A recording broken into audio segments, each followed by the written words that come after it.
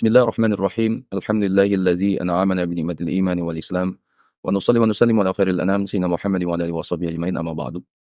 Keyakinan yang paling mendasar setiap muslim adalah meyakini bahwa Allah Subhanahu wa taala Maha sempurna dan Maha suci dari segala kekurangan. Allah Subhanahu wa taala Maha suci dari menyerupai makhluknya. Allah Subhanahu wa taala juga Maha suci dari tempat dan arah.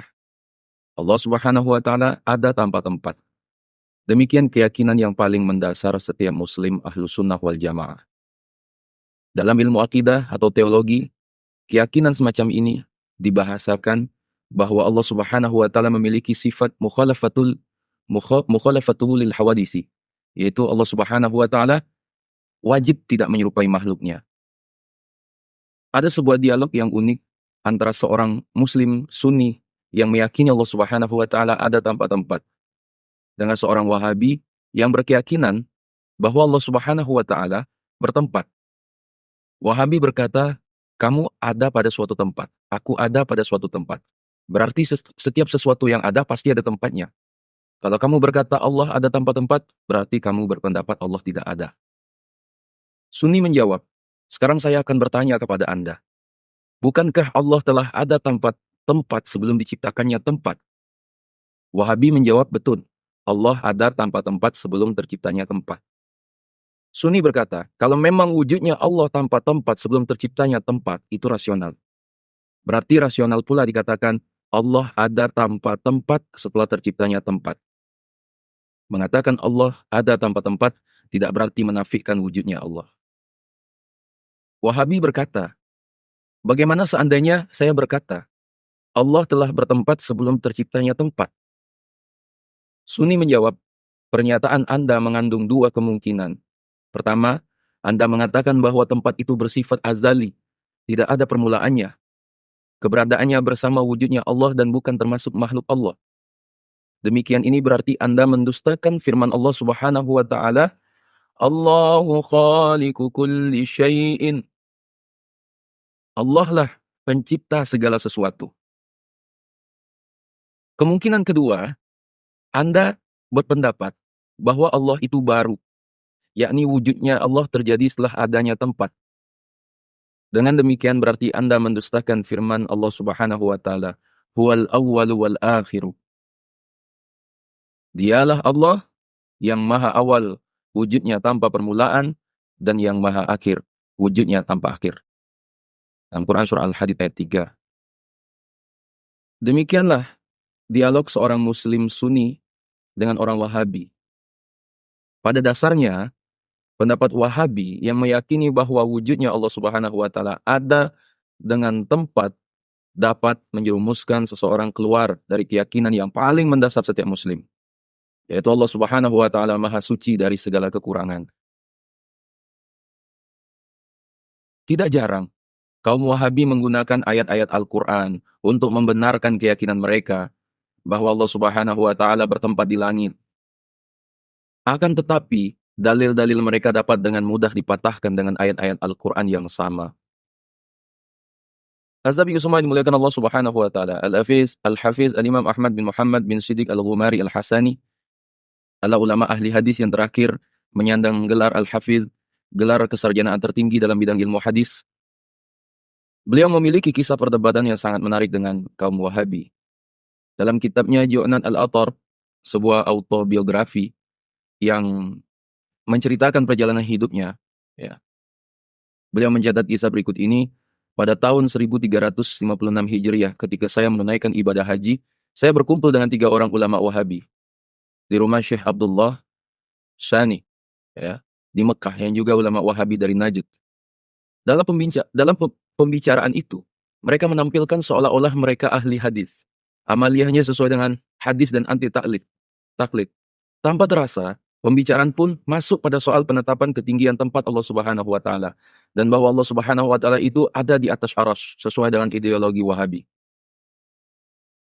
Mereka menyebutkan beberapa ayat Al-Qur'an yang secara literal atau zahir mengarah pada pengertian bahwa Allah Subhanahu wa taala itu ada di atas arsy sesuai keyakinan mereka. Akhirnya Syekh Al-Ghumari itu berkata kepada mereka, apakah ayat-ayat yang Anda sebutkan tadi termasuk bagian dari Al-Quran? Wahabi menjawab, iya. Saya berkata, Syekh Al-Ghumari berkata, apakah meyakini apa yang menjadi maksud ayat-ayat tersebut dihukumi wajib? Wahabi menjawab, iya. Syekh Al-Ghumari berkata, bagaimana dengan firman Allah Subhanahu wa taala, wa huwa ma'akum aynama kuntum, dan dia bersama kamu di mana saja kamu berada. Apakah ini termasuk Al-Qur'an? Wahabi tersebut menjawab, iya, termasuk Al-Qur'an. Syekh Al-Ghumari berkata, bagaimana dengan firman Allah Subhanahu wa taala, ma yakunu min najwa thalathatin illa wa huwa rabi'uhum. Tiada pembicaraan rahasia antara 3 orang, melainkan dialah keempatnya. Dalam Quran surah Al-Mujadilah 7. Apakah ayat ini termasuk Al-Quran juga? Wahabi itu menjawab, ya, termasuk Al-Quran. Syekh Al-Ghumari berkata, kedua ayat ini menunjukkan bahwa Allah Subhanahu wa taala tidak ada di langit. Mengapa Anda menganggap ayat-ayat yang Anda sebutkan tadi yang menurut asumsi Anda menunjukkan bahwa Allah Subhanahu wa taala ada di langit lebih utama untuk diyakini daripada kedua ayat yang saya sebutkan yang menunjukkan bahwa Allah Subhanahu wa taala tidak ada di langit? Padahal kesemuanya juga dari Allah Subhanahu wa taala. Wahabi itu menjawab, Imam Ahmad mengatakan demikian. Saya berkata kepada mereka, mengapa kalian taklid kepada Ahmad dan tidak mengikuti dalil? 3 ulama Wahabi itu pun terbungkam. Tak satu kalimat pun keluar dari mulut mereka. Sebenarnya saya menunggu jawaban mereka, bahwa ayat-ayat yang saya sebutkan tadi harus ditakwil. Sementara ayat-ayat yang menunjukkan bahwa Allah Subhanahu wa taala ada di langit tidak boleh ditakwil. Seandainya mereka menjawab demikian, tentu saja saya akan bertanya kepada mereka, siapa yang mewajibkan mentakwil ayat-ayat yang saya sebutkan dan melarang mentakwil ayat-ayat yang kalian sebutkan tadi. Seandainya mereka mengklaim adanya ijma ulama yang mengharuskan mentakwil ayat-ayat yang saya sebutkan tadi, tentu saja saya akan menceritakan kepada mereka informasi beberapa ulama seperti Al-Hafiz Ibnu Hajar tentang ijma ulama salaf untuk tidak mentakwil semua ayat-ayat sifat dalam Al-Quran. Bahkan yang wajib harus mengikuti pendekatan tafwid, yaitu menyerahkan pengertiannya kepada Allah Subhanahu wa taala. Sahabat semua, demikian kisah Al-Imam Al-Hafiz Ahmad bin Siddiq Al-Ghumari dengan 3 ulama terhebat kaum Wahabi. Sahabat semua dimuliakan Allah, pada tahun 2009 ada seorang Kiai Aswaja, Ustadz Aswaja, itu pernah terlibat perdebatan dengan sengit dengan seorang Ustadz Salafi itu di Surabaya. Ya. Beberapa bulan berikutnya, Ustadz Aswaja ini berdebat lagi dengan Ustadz Salafi di Blitar. Ustadz tersebut bersinyal aha pula, tapi lain orang. Dalam perdebatan tersebut, Ustadz Aswaja ini bertanya kepada Ustadz aha ini, mengapa Anda meyakini bahwa Allah Subhanahu wa taala ada di langit? Menanggapi pertanyaan-pertanyaan ulama Aswaja, ulama Wahabi ini menyebutkan ayat-ayat Al-Quran yang menurut asumsinya menunjukkan bahwa Allah Subhanahu wa taala ada di langit. Lalu ulama Aswaja ini berkata, ayat-ayat yang Anda sebutkan tidak secara tegas menunjukkan bahwa Allah ada di langit. Karena kosakata ya, istawa menurut para ulama memiliki 15 makna. Di samping itu, apabila Anda berargumentasi dengan ayat-ayat tersebut, maka argumen Anda dapat dipatahkan dengan ayat-ayat lain yang menunjukkan bahwa Allah Subhanahu wa taala tidak ada di langit. Misalnya, Allah Subhanahu wa taala berfirman, dan Dia bersama kamu di mana saja kamu berada. Dalam Quran surah Al-Hadid ayat 4. Ayat ini menegaskan bahwa Allah Subhanahu wa taala bersama kita di bumi, bukan ada di langit. Dalam ayat lain Allah Subhanahu wa taala berfirman, "Wa qala inni dzahibun ila rabbi sayahdin." Dan Ibrahim berkata, sesungguhnya aku pergi menuju Tuhanku, ya, Palestina yang akan memberiku petunjuk. Dalam Quran surah As-Saffat ayat 99.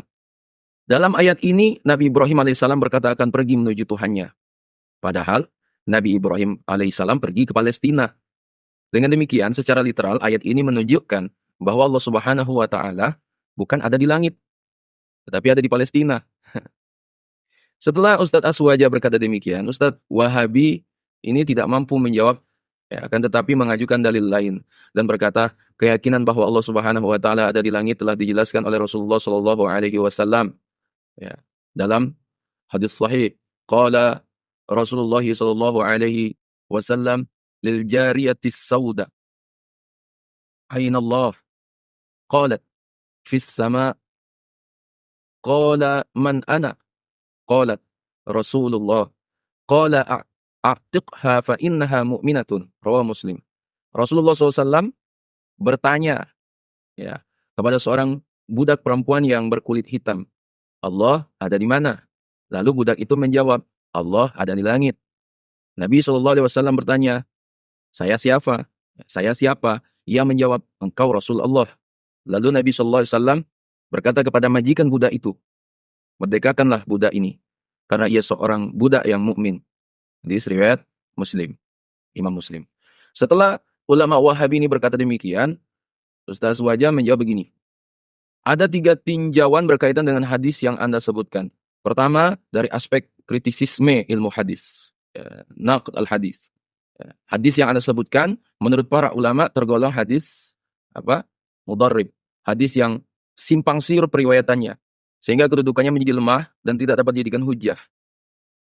Ya, kesimpang siuran periwayatan hadis tersebut dapat dilihat dari perbedaan, ya, setiap perawi dalam meriwayatkan hadis tersebut. Ada yang meriwayatkan Nabi SAW tidak bertanya di mana Allah Subhanahu Wa Taala. Akan tetapi Nabi SAW bertanya, "Apakah kamu bersaksi bahwa tiada Tuhan selain Allah dan bahwa Muhammad utusan Allah?" Kedua, dari segi makna, para ulama melakukan takwil terhadap hadis tersebut dengan mengatakan bahwa yang ditanyakan oleh Nabi Muhammad SAW sebenarnya adalah bukan tempat, tetapi kedudukan atau derajat Allah Subhanahu Wa Taala. Ya. Lalu orang tersebut menjawab, kedudukan Allah Subhanahu Wa Taala ada di langit. Maksudnya Allah Subhanahu Wa Taala itu maha luhur dan maha tinggi. Ketiga, apabila Anda berargumen, ya, dengan hadis tersebut tentang keyakinan Allah Subhanahu Wa Taala ada di langit, maka argumen Anda dapat dipatahkan dengan hadis lain yang lebih kuat dan menegaskan bahwa Allah Subhanahu Wa Taala tidak ada di langit, bahkan ada di bumi. Ya. Imam Al-Bukhari itu meriwayatkan dalam hadis sahihnya, an Anasin anna Nabiy sallallahu alaihi wasallam ra'a nuqamatan fil qiblati fahakkaha biyadihi wa ruwiya minhu karahiyatan wa qala inna ahadakum idza qama fi salatihi fa innama yunaji rabbahu bainahu wa baina qiblatihi fala yabzuqanna fi qiblatihi walakin an yasarihi aw tahta qadamihi. Rawahul Bukhari.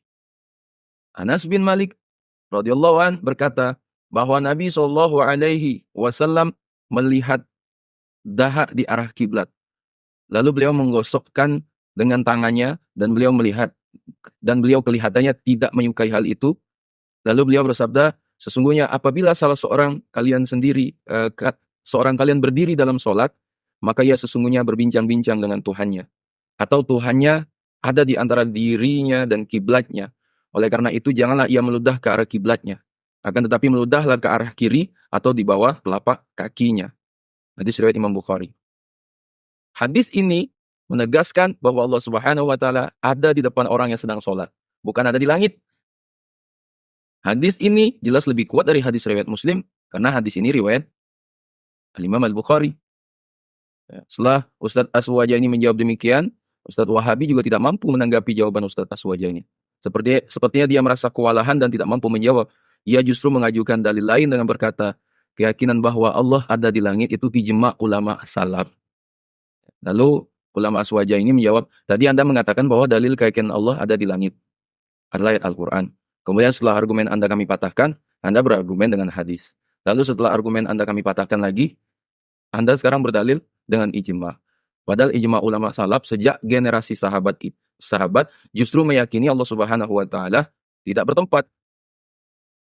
Al-Imam Abu Mansur Al-Baghdadi berkata dalam Al-Farqu Baina Al-Firaq, ya, wa ajma'u ala annahu la yahwihi makanun wa la yajri alaihi zamanun. Kaum muslimin sejak generasi salaf, para sahabat dan tabi'in telah bersepakat bahwa Allah tidak bertempat dan tidak dilalui oleh waktu, ya. Al-Imam Abu Ja'far At-Tahawi, ya, juga berkata dalam Al-Aqidah At-Tahawiyah, risalah kecil yang menjadi kajian kaum Sunni dan Wahabi, wala tahwihil jihatus sittu. Allah Subhanahu wa taala tidak dibatasi oleh arah yang 6. Azabi ke semua, setelah Ustadz Aswaja menjawab demikian kepada Ustadz Wahabi ini, Ustadz Aswaja bertanya kepada Ustadz Wahabi tersebut, menurut Anda tempat itu makhluk apa bukan? Ustadz Wahabi menjawab makhluk. Ustadz Aswaja bertanya, kalau tempat itu makhluk, lalu sebelum terciptanya tempat, Allah ada di mana? Ulama Wahabi menjawab, pertanyaan ini tidak boleh dan termasuk pertanyaan bid'ah. Demikian jawaban Ustadz Wahabi tersebut, yang menimbulkan tawa para hadirin dari semua kalangan pada waktu itu. Ya, kebetulan pada acara tersebut, mayoritas hadirin terdiri dari kalangan Salafi Wahabi, anggota jamaah Ustadz Wahabi ini. Ya, demikianlah cara dialog orang-orang Wahabi. Ketika mereka tidak dapat menjawab pertanyaan, mereka tidak akan menjawab, aku tidak tahu, sebagaimana tradisi ulama salaf dulu. Akan tetapi mereka akan menjawab, pertanyaanmu bid'ah dan tidak boleh. Ya, Ustadz Wahabi sepertinya tidak mengetahui bahwa pertanyaan Allah Subhanahu wa taala ada di mana sebelum terciptanya alam. Ya, telah ditanyakan oleh para sahabat kepada Nabi SAW. Dan Nabi SAW tidak berkata kepada mereka, ya, bahwa pertanyaan tersebut bid'ah atau tidak boleh. Dan Imam Al-Bukhari meriwayatkan dalam sahihnya, an Imran bin Husaini, qala inni indan Nabi sallallahu alaihi wasallam idh dakhala nasun min ahli al-yamani faqalu ji'naka linatafaqqaha fid din wa linas'alaka an awwali hadzal amri makana. Qala kana Allah wa lam yakun syai'un ghairuhu. Rawal Bukhari. Imran bin Husain radhiyallahu an berkata, aku berada bersama Nabi sallallahu alaihi wasallam. Tiba-tiba datang sekelompok dari penduduk Yaman dan berkata, kami datang untuk belajar agama dan menanyakan tentang permulaan yang ada ini. Bagaimana sesungguhnya? Rasulullah SAW menjawab, Allah telah ada dan tidak ada sesuatu apapun selain Allah. Dalam Sahih Al-Bukhari. Azabi semua dimuliakan Allah. Hadis ini menunjukkan bahwa Allah Subhanahu wa taala tidak bertempat. Allah Subhanahu wa taala ada sebelum adanya makhluk, termasuk tempat. Al-Imam At-Tirmizi meriwayatkan dengan sanad yang hasan dalam Al-Sunan. Itu mengatakan, an Abi Razaini qala qultu ya Rasulullah aina kana Rabbuna qabla an yakhluqa khalqahu? Qala kana fi ama'in ma tahtahu hawa'un wa ma fawqahu hawa'un wa khalaqa 'arsyahu 'alal ma'i. Qala Ahmad bin Mani'in qala Yazid bin Harun al-ama'u ay laysa ma'ahu syai'un. Qalat Tirmizi wa hadza haditsun hasan. Abi Razin radhiyallahu anhu berkata, aku berkata, wahai Rasulullah, di manakah Tuhan kita sebelum menciptakan makhluknya? Rasulullah Shallallahu Alaihi Wasallam menjawab, Allah ada tanpa sesuatu apapun yang menyertainya. Di atasnya tidak ada sesuatu dan di bawahnya tidak ada sesuatu. Lalu Allah menciptakan aras di atas air. Ahmad bin Mani berkata, bahwa Yazid bin Harun berkata, maksud hadis tersebut, Allah ada tanpa sesuatu apapun yang menyertai termasuk tempat. Imam At-Tirmizi berkata hadis ini bernilai hasan. Dalam Sunan At-Tirmizi. Asabi semua dimuliakan Allah. Dalam setiap dialog yang terjadi antara Muslim Sunni dengan kaum Wahabi, pasti kaum Sunni mudah sekali mematahkan argumen Wahabi. Ya. Ketika Wahabi mengajukan argumen dari ayat Al-Quran, maka dengan mudahnya dipatahkan dengan ayat Al-Quran yang lain. Ketika Wahabi mengajukan argumen dengan hadis Nabi Sallallahu Alaihi Wasallam, pasti kaum Sunni dengan mudahnya mematahkan argumen tersebut dengan hadis yang lebih kuat. Dan ketika Sunni berargumen dengan dalil rasional, pasti Wahabi tidak dapat membantah dan menjawabnya. Keyakinan bahwa Allah Subhanahu wa taala ada tanpa tempat adalah keyakinan kaum muslimin sejak generasi salaf, ya, kalangan sahabat dan tabi'in. Sayyidina Ali bin Abi Thalib radhiyallahu an, yaitu berkata, kana Allahu wa la makana wa huwa al-ana ala ma alaihi kana. Allah Subhanahu wa taala ada sebelum adanya tempat. Dan keberadaan Allah sekarang sama seperti sebelum adanya tempat. Maksudnya Allah tidak bertempat. Dalam kitab Al-Farqu Bainal Firaq.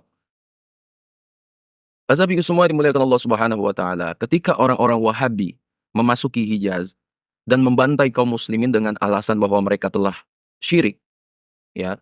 Sebagaimana yang telah dikabarkan oleh Nabi kita Muhammad SAW dalam sabdanya, orang-orang Khawarij akan membunuh orang-orang yang beriman dan membiarkan para penyembah berhala. Mereka juga membunuh seorang ulama terkemuka. Mereka menyembelih Syekh Abdullah Zawawi, guru para ulama mazhab Asy-Syafi'i. Sebagaimana layaknya menyembelih kambing. Padahal usia beliau sudah di atas 90 tahun. Ya, mertua Syekh Zawawi yang juga sudah memasuki usia senja juga mereka sembelih. Kemudian mereka memanggil sisa-sisa ulama yang belum dibunuh untuk diajak berdebat tentang tauhid, asma Allah Subhanahu wa taala dan sifat-sifatnya. Ulama yang setuju dengan pendapat mereka akan dibebaskan, sedangkan ulama yang membantah pendapat mereka akan dibunuh atau dideportasi dari Hijaz. Ya. Di antara ulama yang diajak berdebat oleh mereka adalah Syekh Abdullah As-Sankiti, salah seorang ulama karismatik yang dikenal hafal sirah Nabi SAW. Sedangkan dari pihak Wahabi yang mendebatnya, di antaranya seorang ulama mereka yang buta mata dan buta hati. Kebetulan perdebatan berkisah tentang teks-teks Al-Quran dan hadis yang berkenaan dengan sifat-sifat Allah Subhanahu wa taala. Mereka bersikeras bahwa teks-teks tersebut harus diartikan secara literal dan tekstual, dan tidak boleh diartikan secara kontekstual dan majazi. Si tunanetra itu juga mengingkari adanya majaz dalam Al-Quran. Bahkan lebih jauh lagi, ia menafikan majaz dalam bahasa Arab. Karena taklid buta kepada pendapat Imam Ibn Taimiyah dan Imam Ibnul Qayyim. Lalu Syekh Abdul Asy-Syankiti berkata kepada si tunanetra itu, apabila Anda berpendapat bahwa majaz itu tidak ada dalam Al-Quran, maka sesungguhnya Allah Subhanahu wa taala telah berfirman dalam Al-Quran, وَمَنْ كَانَ فِي هَذِهِ أَعْمَى فَهُوَ فِي الْآخِرَةِ أَعْمَى وَأَضَلُّ سَبِيلًا. Dan barang siapa yang buta di dunia ini, niscaya di akhirat nanti ia akan lebih buta pula dan lebih tersesat dari jalan yang benar. Dalam Quran surah Al-Isra ayat 72. Berdasarkan ayat ini, apakah Anda berpendapat bahwa setiap orang yang tunanetra di dunia, maka di akhirat nanti akan menjadi lebih buta dan lebih tersesat? Sesuai dengan pendapat Anda bahwa dalam Al-Quran tidak ada majaz. Mendengar sanggahan Syekh Asy-Syankiti, ya, ulama Wahabi yang tunanetra itu pun tidak mampu menjawab. Ia hanya berteriak dan memerintahkan agar anak buahnya, ya, agar Syekh Asy-Syankiti ini dikeluarkan dari majelis perdebatan. Kemudian si tunanetra itu meminta kepada Ibnu Saud agar mendeportasi ya, Syekh Asy-Syankiti dari Hijaz. Akhirnya ia pun dideportasi ke Mesir. Kisah ini dituturkan oleh Al-Imam Al-Hafiz Ahmad Al-Ghumari dalam kitabnya Ju'nat Al-Athar. Azabiku semua yang dimuliakan Allah Subhanahu wa taala. Kalau kita mengamati dengan seksama perdebatan orang-orang Wahabi dengan para ulama Ahlus Sunnah wal Jamaah, ya akan mudah kita simpulkan bahwa kaum Wahabi itu seringkali mengeluarkan vonis hukum tanpa memiliki dasar ilmiah yang dapat dipertanggungjawabkan. Bahkan tidak jarang pernyataan mereka dapat menjadi senjata untuk memukul balik pandangan mereka sendiri. Ustaz Syafi'i Umar Lubis dari Medan pernah bercerita kepada seorang Ustaz Aswaja. Ada sebuah pesantren di kota Siantar, Siamlungun, Sumatera Utara. Ya, pesantren itu bernama Pondok Pesantren Darussalam. Setiap tahun pondok tersebut mengadakan Maulid Nabi SAW dengan mengundang sejumlah ulama dari berbagai daerah, termasuk Medan dan Aceh. Acara puncak biasanya ditaruh pada siang hari. Malam harinya diisi dengan diskusi. Pada Maulid Nabi SAW tahun 2010 ini, saya dan beberapa orang ustaz diminta sebagai pembicara dalam acara diskusi. Kebetulan diskusi kali ini membahas tentang Salafi. Ya, Salafi apa dan mengapa? Dengan judul Ada Apa Dengan Salafi? Setelah presentasi tentang aliran Salafi selesai, lalu tibalah sesi tanya jawab. Ternyata dalam sesi tanya jawab ini ada orang yang berpakaian gamis mengajukan keberatan dengan pernyataan saya dalam memberikan keterangan tentang Salafi. Antara lain berkaitan dengan takwil, ya. Orang Salafi tersebut mengatakan Al-Quran itu diturunkan dengan bahasa Arab. Sudah barang tentu harus kita pahami sesuai dengan bahasa Arab pula. Pernyataan orang Salafi itu saya dengarkan dengan cermat. Kemudian dia melanjutkan keberatannya dengan berkata, ayat-ayat Al-Quran itu tidak perlu ditakwil. Dan ini pendapat Ahlus Sunnah. Setelah diselidiki, ternyata pemuda Salafi itu bernama Sofyan.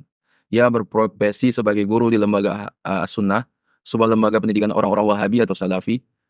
Mendengar pernyataan Sofyan yang terakhir, saya bertanya, apakah Anda yakin bahwa Imam Al-Bukhari itu ahli hadis?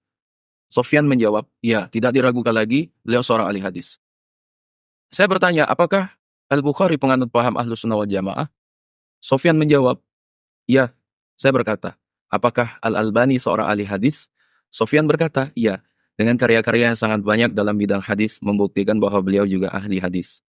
Saya berkata, kalau benar Al-Bukhari menganut Ahlus Sunnah, berarti Al-Bukhari tidak melakukan takwil. Bukankah begitu keyakinan Anda? Sofyan menjawab, benar begitu. Saya berkata, saya akan membuktikan kepada Anda bahwa Al-Bukhari juga melakukan takwil. Sofyan berkata, mana buktinya? Mendengar pertanyaan Sofyan, saya langsung membuka Sahih Al-Bukhari tentang takwil yang beliau lakukan dan memberikan fotokopinya kepada anak muda itu. Saya berkata, Anda lihat pada halaman ini. Al-Imam Al-Bukhari mengatakan, Babu kullu syai'in halikun illa wajaha ay mulkahu. Bab tentang ayat segala sesuatu akan hancur kecuali wajahnya. Artinya kekuasaannya. Nah, kata wajahnya oleh Al-Imam Al-Bukhari diartikan dengan mulkahu. Artinya kekuasaannya. Kalau begitu, Al-Imam Al-Bukhari melakukan takwil terhadap ayat ini. Berarti menurut logika Anda, Al-Imam Al-Bukhari seorang yang sesat. Bukan Ahlus Sunnah. Anda setuju bahwa Al-Bukhari dan Ahlus Sunnah dan pengikut aliran sesat? Mendengar pertanyaan saya, Sofyan hanya terdiam. Sepatah kata pun tidak terlontar dari lidahnya. Kemudian saya berkata, kalau begitu, sejak hari ini, sebaiknya Anda jangan memakai hadis Al-Bukhari sebagai rujukan. Bahkan Syekh Al-Albani, orang yang saudara puji itu, dan orang-orang Salafi memujinya dan menganggapnya lebih hebat dari Al-Imam Al-Bukhari sendiri. Al-Albani telah mengkritik Al-Imam Al-Bukhari dengan kata-kata yang tidak pantas. Al-Albani berkata, pendapat Al-Bukhari yang melakukan takwil terhadap ayat ini tidak sepatutnya diucapkan oleh seorang muslim yang beriman. Inilah komentar Syekh Anda, Al-Albani, tentang takwil Al-Imam Al-Bukhari ketika mentakwil ayat Babu kullu syai'in halikun illa wajah ay mulkahu. Secara tidak langsung seolah-olah Al-Albani mengatakan bahwa takwilan Al-Imam Al-Bukhari tersebut ya pendapat orang kafir. Kemudian saya mengambil fotokopi buku fatwa Al-Albani dan saya serahkan kepada anak muda Salafi ini. Ia pun diam 1000 bahasa. Demikian kisah yang dituturkan oleh Ustaz Syafi'i Umar Lubis dari Medan. Seorang ulama yang karismatik, ya, yang bersemangat dalam membela Ahlus Sunnah wal Jamaah. Azabiku semua, dirahmati Allah, takwil terhadap teks-teks mutasyabihat itu telah dilakukan oleh para ulama salaf. Di antaranya Imam Malik bin Anas, Imam Ahmad bin Hambal, dan lain-lain. Akan tetapi, kaum Wahabi seringkali mengingkari fakta-fakta tersebut dengan berbagai macam alasan yang tidak ilmiah dan selalu dibuat-buat. Ya. Seorang teman dari Ustadz Aswaja itu berinisial Adi menceritakan pengalamannya ketika berdialog dengan tokoh Wahabi kelahiran Sumatera yang sekarang tinggal di Jember. Ya, ceritanya seperti ini ya sahabat semua. Sekitar bulan Maret tahun 2010 lalu, saya mengikuti suatu acara di Jakarta Selatan. Acara tersebut diadakan oleh salah satu ormas Islam di Indonesia. Dalam acara itu, ada seorang pemateri Wahabi yang berasal dari Sumatera dan saat ini tinggal di Jember. Di antara materi yang disampaikannya adalah persoalan takwil. Dalam pandangannya takwil atas ayat-ayat mutasyabihat tidak boleh dilakukan. Sehingga dengan asumsi demikian ia meyakini bahwa Allah Subhanahu wa taala itu bertempat atau berada di atas arsy. Dia menggunakan ayat Ar-Rahman 'alal arsy istawa, ya, dalam Quran surah Thaha ayat 5. Lalu saya mengajukan beberapa ayat lain yang justru menunjukkan kalau Allah Subhanahu wa taala tidak ada di atas arsy. Akibatnya terjadilah dialog sengit antara kawan saya ini dengan ustaz lulusan Madinah tersebut. Lalu setelah itu, kawan saya ini membeberkan fakta dan data-data akurat bahwa tradisi takwil sudah biasa dilakukan oleh ulama salaf. Salah satunya adalah takwil yang dilakukan oleh Imam Ahmad bin Hanbal atas ayat "Wa ja'a rabbuka wal malaku shaffan shaffa". Eee eee, Imam Ahmad mentakwil ayat tersebut dengan "Ja'a tasawabuhu wa qada'uhu", eee, datangnya pahala dan ketetapan Allah Subhanahu wa taala. Ya, setelah itu, Ustaz Ali Musri mencari takwil Imam Ahmad tersebut di software Maktabah Syamilah. Setelah dia menemukannya, dia membacakan komentar Al-Imam Al-Baihaqi yang berbunyi hadzal isnad la ghubara alaih. Ya, sanad ini tidak ada nodanya alias bersih. Ya, menunjukkan bahwa sanadnya memang sahih. Ternyata aneh sekali, ya, ustaz tersebut tertawa dan menganggap bahwa komentar atau penilaian Imam Al-Baihaqi yang berupa redaksi hadzal isnad la ghubara alaih tersebut sebagai sighat atau redaksi yang menunjukkan atas kelemahan suatu sanad. Nah, kawan saya ini juga heran, mengapa ustaz lulusan Madinah tersebut tidak begitu memahami istilah-istilah yang biasa dipakai oleh para ahli hadis. Ia tidak mengerti bahwa pernyataan Al-Baihaqi yang berbunyi, hadza al-isnad la ghubara alaih bermakna bahwa sanad riwayat ini tidak ada noldanya sama sekali, ya, alias sahih. Sayangnya berhubung waktu yang disediakan oleh panitia dan moderator telah habis, ya, kawan saya tidak bisa membantah, dan mengomentari kembali pernyataan pemateri itu. Ya, demikian, kisah ulama Wahabi tersebut pada ulama Aswaja, ya, kepada pribadinya. Dan saya pikir semua dimuliakan Allah Subhanahu wa taala, ya, jadi itulah yang dapat saya sampaikan panjang lebarnya pembahasan kita, kajian kita pada video kali ini, ya. Sekiranya ya video ini bermanfaat, jangan lupa share pada orang kita cintai dan juga jangan lupa share ke akun media sosial kalian yang lainnya agar jauh lebih bermanfaat lagi. Wallahu a'lam. Wassalamualaikum warahmatullahi wabarakatuh.